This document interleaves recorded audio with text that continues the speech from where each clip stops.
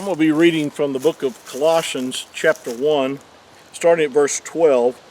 It says, "Giving thanks unto the Father, which has made us meet or able to be partakers of the inheritance of the saints in light, who has delivered us." Notice the way this is worded, not going to deliver us, but who has delivered us from the power of darkness and has translated us into the kingdom of his dear Son. One translation says, the Father has delivered and drawn us to himself out of the control, notice the word, out of the control and the dominion of darkness, and has translated us or transferred us into the kingdom of the Son of his love. Now, this states that he's already done this. He's already delivered us from the powers of darkness. That's why you and I need to understand and recognize that Shatan, or the enemy, has no power over us, but only the power that we ignorantly may give him.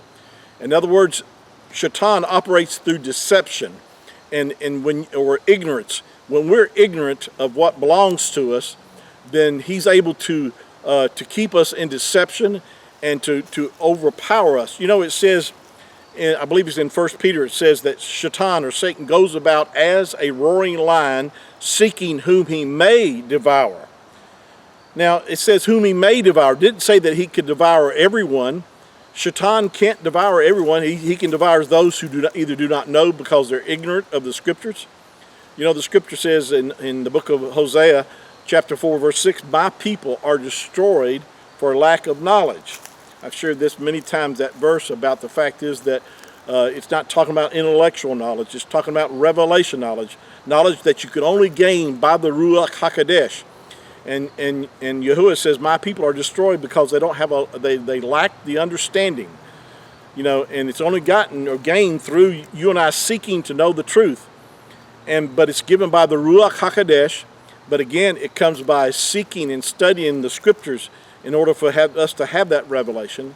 And one of the revelations that you and I need to have an understanding about is that this verse right here, where it says, "Who has delivered us from the powers of darkness," that you and I are delivered from the authority and powers of the enemy. So what that will do, that will give you confidence and boldness to resist Shatan. The scripture says, resist Shatan, and he will flee from you. See, we have authority in the name of Yahuwah over sickness, disease, over all the powers of darkness that may try to come against you and I. But see, if you don't know you have that authority, then you'll not use that authority.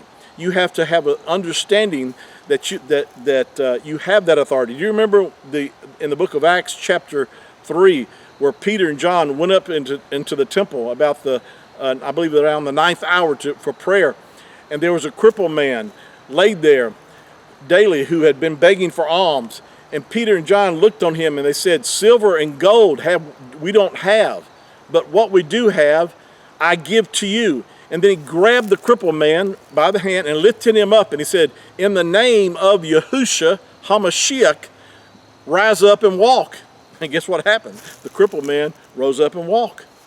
See, Peter and John said, "Silver and gold we don't have, but what we do have, we give it to you." And what they did have was power and authority in the name of Yahushua HaMashiach, the Messiah. And they recognized they had that authority, and they took authority over that situation, over the powers of darkness that had crippled that man, and that crippled man was made whole. Go back and read it yourself. You'll find that in Acts chapter 3. And even after that had happened, the people ran unto them, and they claimed or called them gods because of what had happened. But Peter answered them and said, "You know, why look so earnestly on us, as though by our own power or holiness we have made this man to walk?" He says it wasn't because of that. It says in his name, talking about the name of Yahushua, and his name, through faith in the name, has made this man whole, whom you see and know. Yes, the faith which is by him has given him this perfect soundness in the presence of you all. So what he's saying is we had nothing to do with it in our own natural strength. It's his name, the name of Yahushua, and faith in that name. So you have to have, it's more than just using the name, it's having faith in that name that caused that crippled man to be raised up and made whole. May these words help you today, encourage you. Please share this with others. And until next time, shalom.